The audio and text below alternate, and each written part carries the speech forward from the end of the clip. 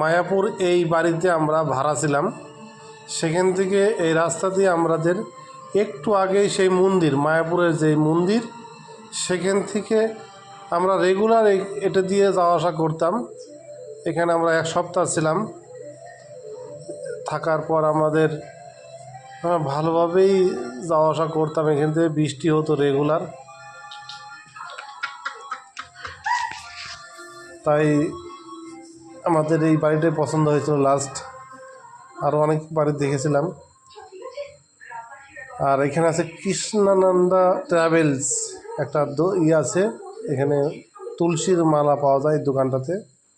আমরা সবাই দাঁড়িয়ে আছি যে আমাদের আরেকজন আসবে, ওর জন্য এই রাস্তা দিয়ে আমরা আগাচ্ছিলাম। আমাদের এখানে একটা টোটো আসবে, সেই টোটোতে আমরা একসঙ্গে যাব সবাই।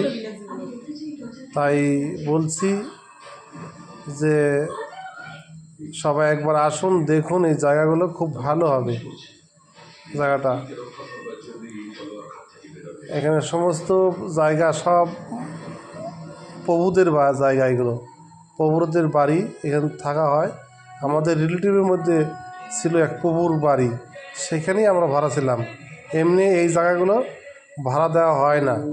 কোনো প্রভু যদি কোনো আত্মীয় হয়, সম্পর্ক হয়, পরিচিত হয়, তাহলেই সে থাকতে পারবে না, থাকতে পারবে না এই বাউন্ডারি। এটা একটা আমরা বাউন্ডারিতে ভিতরে ছিলাম মায়াপুরের। এখন আমাদের টোটো আসবে, টোটোর জন্য আমরা দাঁড়িয়ে আছি। এই যে টোটো আসছে আগে, এই টোটো আসবে, টোটোর সঙ্গে আমরা সবাই টোটোতে করে সেই নবদ্বীপ, মায়াপুর সব জায়গায় ঘুরবো। আজ